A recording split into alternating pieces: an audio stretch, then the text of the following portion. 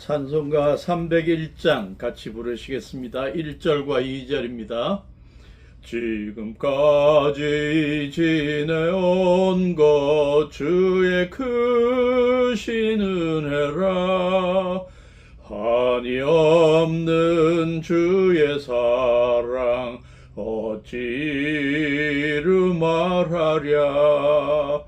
자나깨나 주의 손이 항상 살펴주시고 모든 일을 주 안에서 형통하게 하시네. 몸도 맘도 연약하나 새 힘 받아 살았네.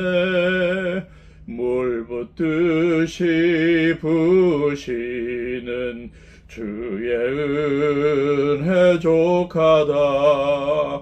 사랑 없는 거리에나 험한 산길 헤맬 때 주의 손을 굳게 잡고 찬송하며 가리라.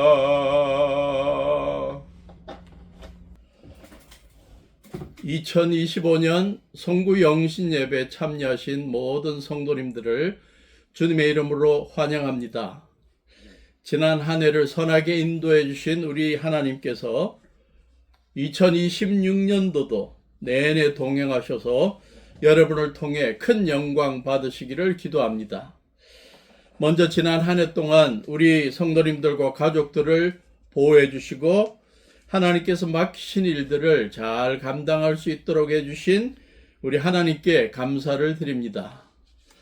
또한 우리 교회가 주님께서 맡겨주신 사명을 감당하는 일에 적극적으로 참여해 주시고 기도해 주신 성도님들 한 분 한 분께 감사를 드립니다. 2026년을 맞이하면서 하나님께 드리는 기도가 있습니다. 우리 성도님들 모두가 2026년을 인생의 황금기로 보내게 해주십시오. 이전보다 더욱 영육간에 강건하게 해주시고 물질적으로도 풍요해서 더욱 많이 베풀며 살게 해주십시오. 하나님의 뜻을 찾아 실행하는 일에 늘 앞장서게 하시고 하는 일마다 형통하게 해주십시오. 그래서 만나는 사람들마다 우리 성도님들의 삶을 통해 주님의 사랑을 느끼고 또 주님께서 전해주는 복을 경험하게 해주십시오. 성구영신 예배 말씀을 준비하면서 성구영신 예배 유래를 찾아보았습니다. 1885년 12월 31일 언더우드 선교사님과 아펜젤러 선교사님이 1885년 마지막 날 철야 기도회를 한 것으로부터 시작되었다고 합니다. 당시 한 10명의 선교사님들이 모여서 철야 기도회를 열었는데 처음에 이 예배의 이름이 의미가 있습니다. 언약 갱신 예배 혹은 언약 예배라고 불렀습니다. 그러므로 저는 오늘 2025년을 마감하고 2026년을 시작하는 성구영신 예배, 다시 말해서 언약 갱신 예배에서 우리 모두가 하나님께서 우리에게 주시는 언약을 다시 기억하는 시간을 가졌으면 합니다. 성경은 하나님께서 한 사람의 개인에게 혹은 하나님이 택한 백성 전체에게 언약을 주시고 약속을 주신 내용을 많이 소개합니다. 구약 성경에서 노아와의 언약, 아브라함과의 언약, 다윗과의 언약 이러한 것이 소개되고 모세와 또 예레미야를 통해서 이스라엘 백성들과 언약을 맺은 내용들이 소개됩니다. 신약 성경에서는 우리 주님 예수님께서 제자들에게 새 언약을 맺으셨다라고 기록합니다. 저는 이 시간에 예수님께서 맺어주신 새 언약과 하나님께서 아브라함에게 주신 언약을 간략하게 소개하고자 합니다. 그리고 우리 모두가 이 언약들이 우리의 삶과도 관련이 있다고 믿고 이러한 언약을 주신 하나님 앞에 충성스럽게 살아가는 결단이 있기를 바랍니다. 첫째 언약, 예수님께서 제자들에게 주신 언약, 새 언약입니다. 마태복음 26장 26절부터 29절에 나옵니다. 그들이 먹고 있을 때에 예수께서 빵을 들어서 축복하신 다음에 떼어서 제자들에게 주시고 말씀하셨다. 받아서 먹어라. 이것은 내 몸이다. 또 잔을 들어서 감사기도를 드리신 다음에 그들에게 주시고 말씀하셨다. 모두 돌려가며 이 잔을 마셔라. 이것은 죄를 사하여 주려고 많은 사람을 위하여 흘리는 나의 피, 곧 언약의 피다. 내가 너에게 말한다. 이제부터 내가 나의 아버지의 나라에서 너희와 함께 새 것을 마실 그날까지 나는 포도나무 열매로 빚은 것을 절대로 마시지 않을 것이다. 28절 끝에 이것은 죄를 사하여 주려고 많은 사람을 위하여 흘리는 나의 피, 곧 언약의 피다. 다른 사본에는 새 언약의 피다라고 되어 있고 누가복음에서는 22장 20절에서는 새 언약이라고 소개하고 있습니다. 예수님께서 새 언약이라고 언급하신 걸 보면 이전의 언약이 있는 것을 전제합니다. 그러면 이전의 언약은 무엇일까? 모세와 맺은 언약이라고 봅니다.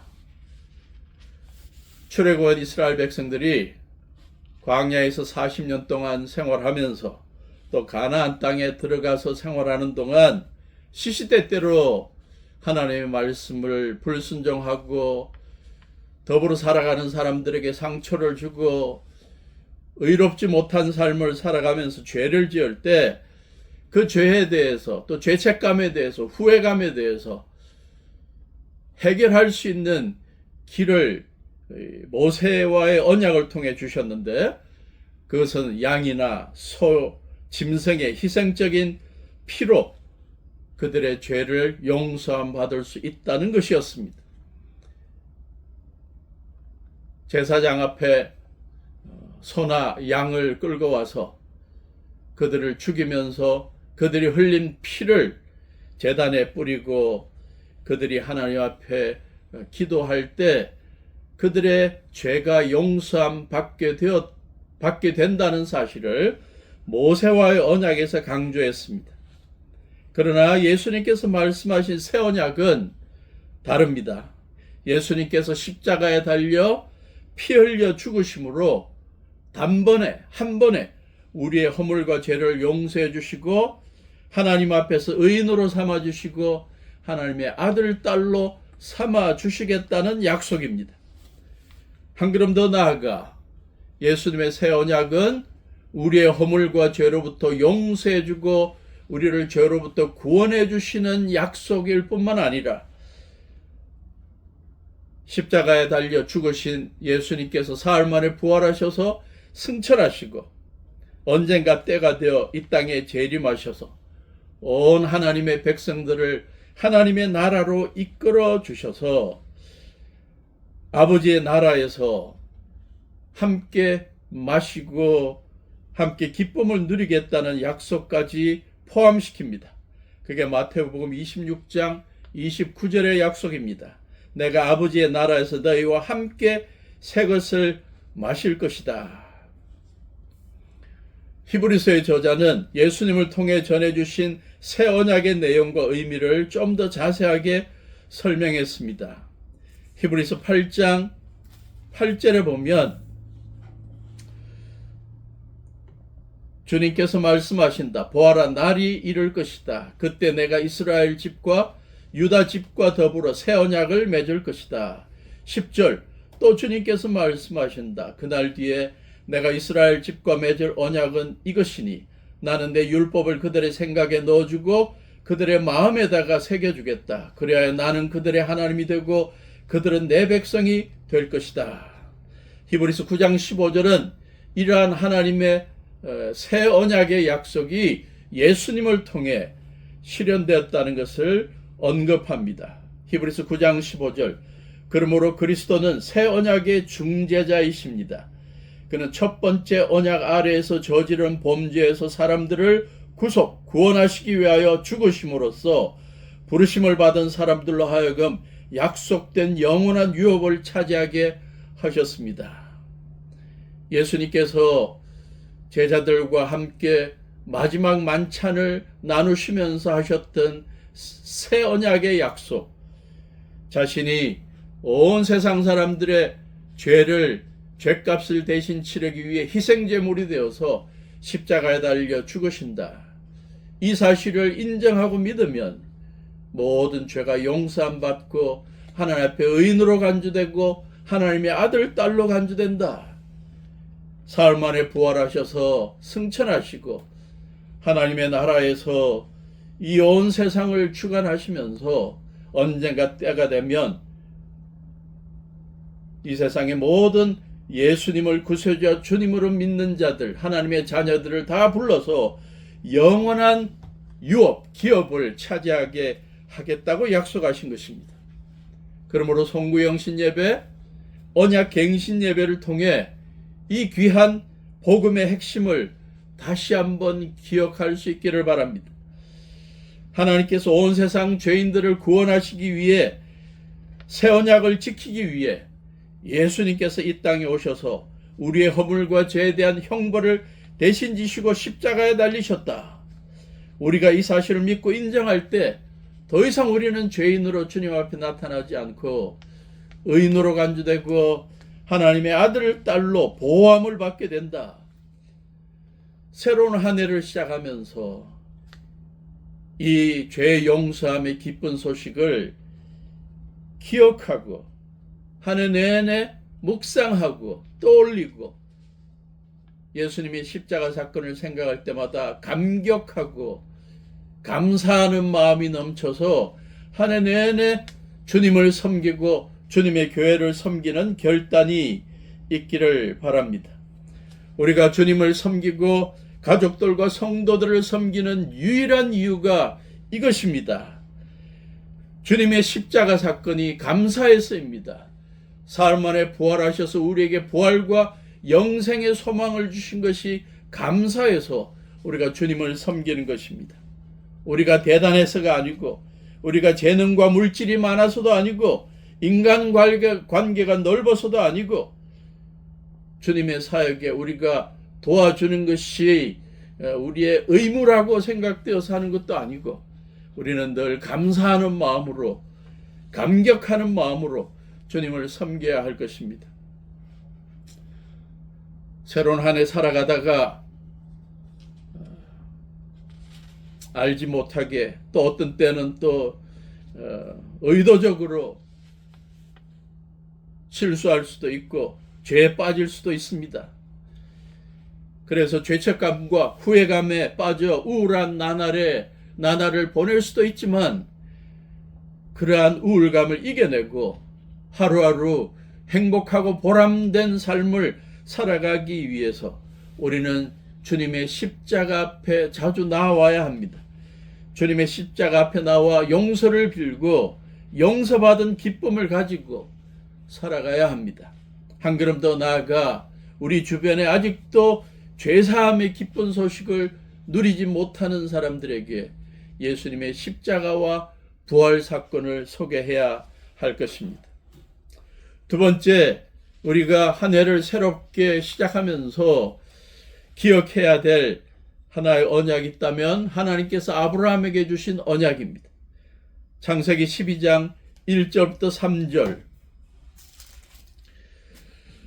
주님께서 아브라함에게 말씀하셨다. 너는 내가 살고 있는 땅과 내가 난 곳과 너의 아버지의 집을 떠나서 내가 보여주는 땅으로 가거라. 내가 너로 큰 민족이 되게 하고 너에게 복을 주어서 내가 크게 이름을 떨치게 하겠다. 너는 복의 근원이 될 것이다. 너를 축복하는 사람에게는 내가 복을 베풀고 너를 저주하는 사람에게는 내가 저주를 내릴 것이다. 땅에 사는 모든 민족이 너로 말미암아 복을 받을 것이다. 하나님께서 아브라함에게 주신 약속에는 조건이 있습니다. 아브라함으로 하여금 살고 있는 땅, 난 곳, 아버지의 집을 떠나서 아버지 하나님께서 보여주시는 땅으로 가라는 것입니다. 그러면 어떠한 약속을 주신다고요? 땅을 주겠다, 큰 민족을 이루게 하겠다, 복을 주어서 이름을 크게 떨치게 하겠다, 복의 근원이 되게 하겠다, 너를 축복하는 사람에게 복을 베풀고 너를 저주하는 사람에게는 저주를 내리겠다. 결과적으로 땅에 사는 모든 민족이 너로 말미암아 복을 받을 것이다. 하나님의 아브라함을 향한 언약은 12장, 15장, 17장에서 거듭 반복되는데 드디어 17장 4절에 보면 언약이라는 표현을 씁니다. 나는 너와 언약을 세우고 약속한다. 너로 말미암아 여러 민족이 생겨날 것이고 여러 민족의 조상이 될 것이다. 크게 번성하게 될 것이고 가나안 땅을 줄 것이다. 아브라함은 이 하나님의 언약, 약속을 믿음으로 받아들이고 하나님의 인도하심 가운데 믿음의 행진을 해 나갔습니다. 결과적으로 이스라엘이라는 민족, 큰 나라가 생겨났습니다. 큰 민족을 이루겠다는 언약이 1차적으로 성취된 때는 다윗과 솔로몬 때라고 볼 수 있습니다. 열왕기상 4장 20절에 보면 유다와 이스라엘의 인구가 바닷가의 모래같이 많게 되었고 먹고 마시고 즐거워할 수 있었다. 다윗 솔로몬 시대 강대한 나라가 되어서 주변 나라에 영향력을 끼치게 되었습니다.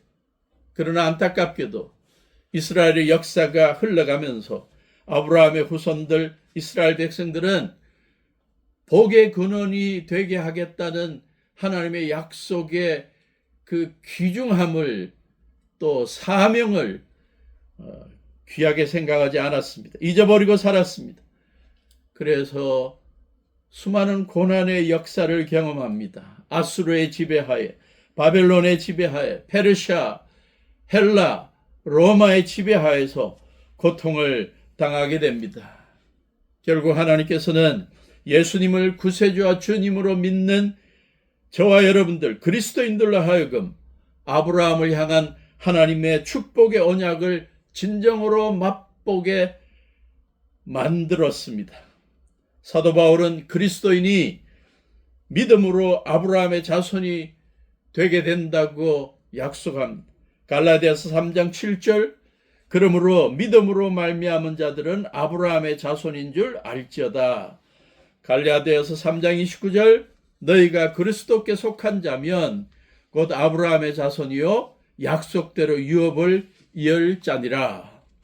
그래서 하나님께서는 믿음으로 말미암아 아브라함의 자손으로 간주되는 그리스도인들을 통해 아브라함에게 주신 약속이자 사명을 이어나가게 하신 것입니다. 그러므로 새로운 한 해를 시작하는 이 시간에 하나님께서 아브라함에게 주신 이 언약을 다시 한번 기억하면 좋겠습니다.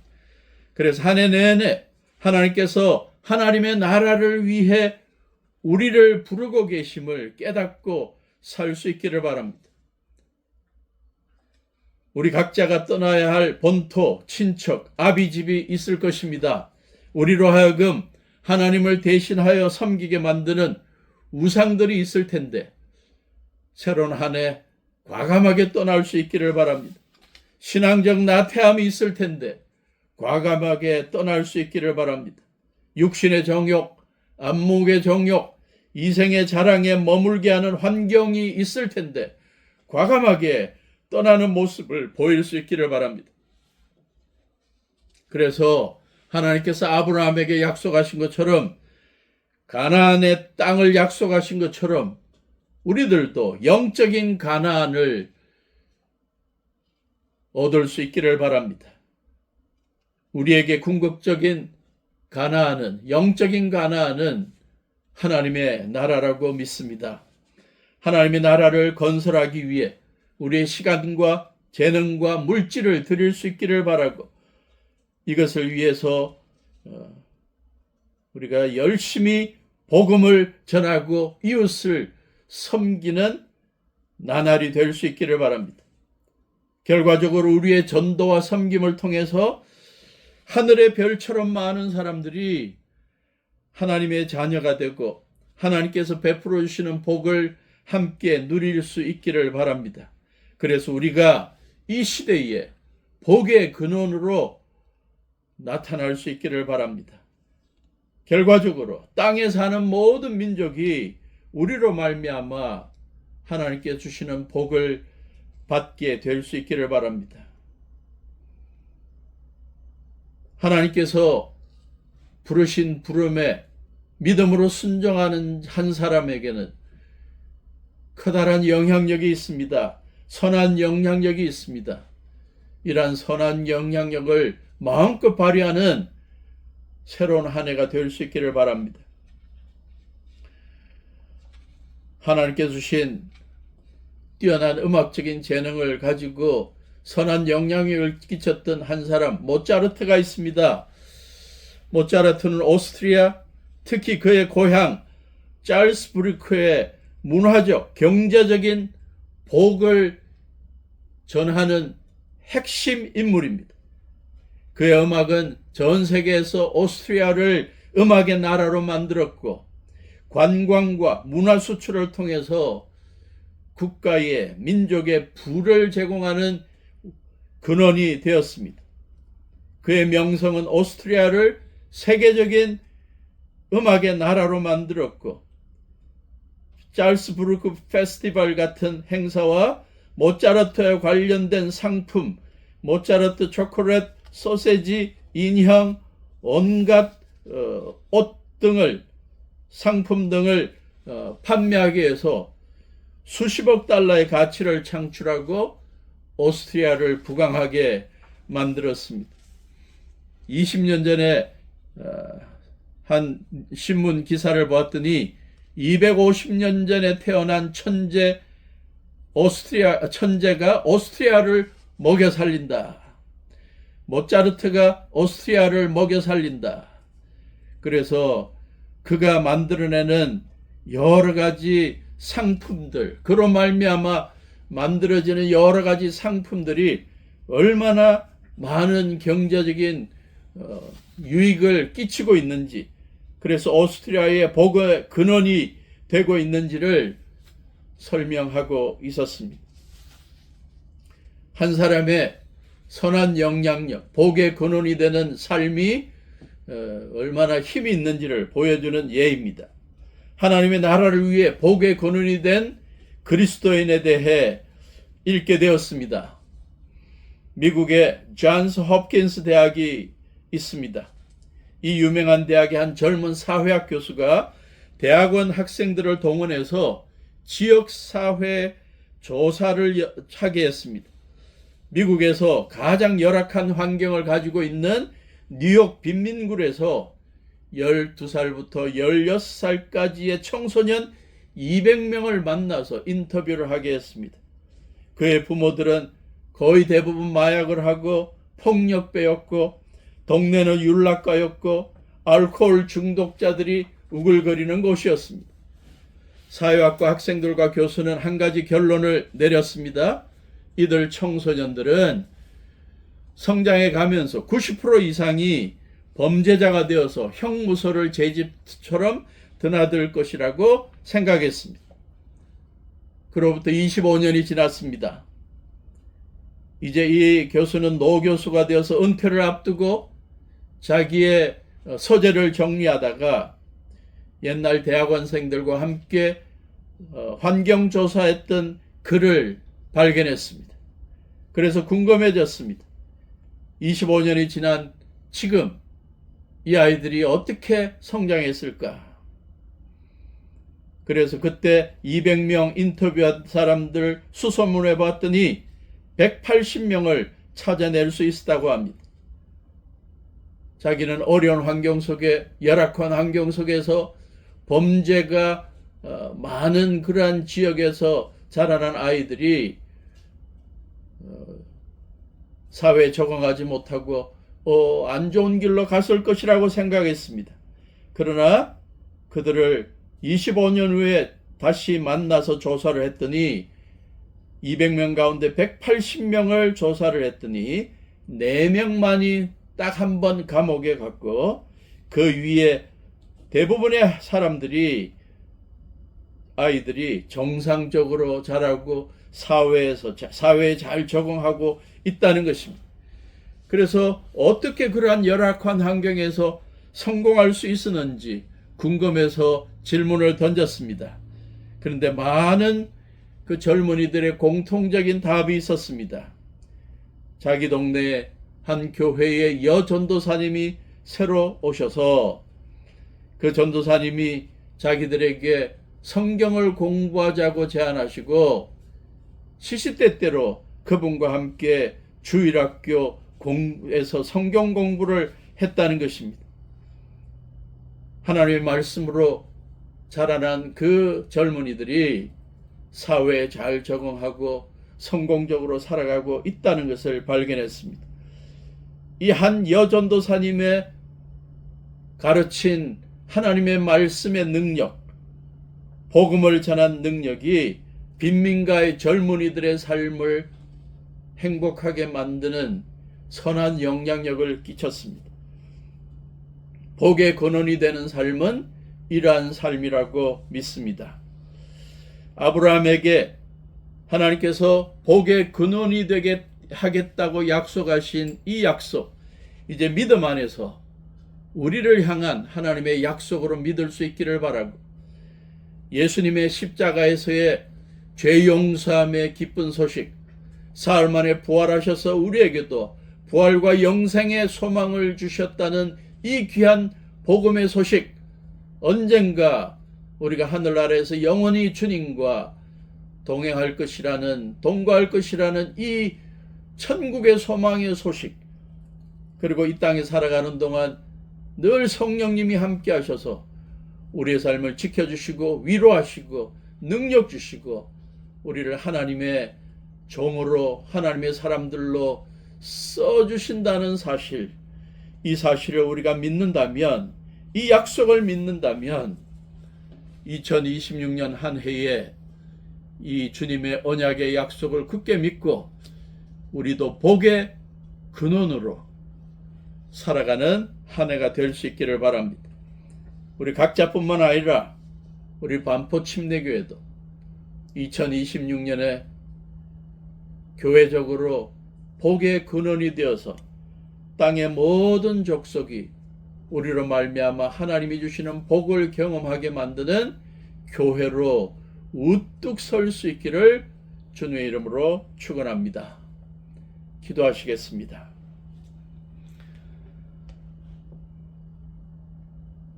사랑과 은혜의 하나님 아버지, 2025년 한 해의 삶도 되돌아보니 주님의 은혜였고 주님의 선하신 인도하심이 있었다는 사실을 고백합니다.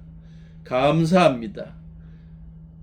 2026년 새로운 한 해에도 저희들 성령님으로 동행해 주시고 늘 눈동자같이 지켜주시고 늘 어려울 때마다 주님 저희들을 붙잡아 주시고 붙들어 주시고 지혜를 주시고 늘 주님 뜻 따라 살아가는 주의 백성들로 쓰임받게 해 주시옵소서.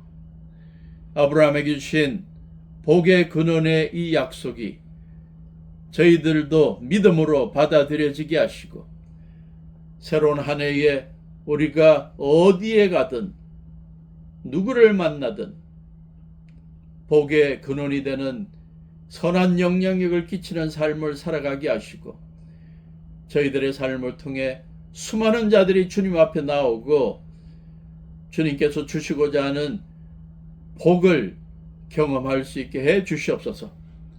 저희들을 귀하게 사용해 주시고 저희들의 기도를 응답해 주시고 저희들이 사랑하는 모든 가족들을 붙들어 주셔서 형통하게 하시고 강건하게 하시고 2026년 새로운 한 해에 모두가 이전에 경험하지 못했던 인생의 황금기를 경험하도록 주님께서 인도해 주시옵소서. 예수님의 이름으로 기도하옵나이다. 아멘. 우리 찬송가 546장 1절과 4절 부르도록 하겠습니다. 주님 약속하신 말씀 위에서 영원토록 주를 찬송하리라. 소리 높여 주께 영광 돌리며 약속 믿고 굳게 서리라. 굳게 서리 영원하신 말씀 위에 굳게 서리. 굳게 서리 그 말씀 위에 굳게 서리라. 주님 약속하신 말씀 위에서 성령 인도하는 대로 행하며 주님 품에 항상 안식 얻으며 약속 믿고 굳게 서리라. 굳게 서리 영원하신 말씀 위에 굳게 서리. 굳게 서리 그 말씀 위에 굳게 서리라.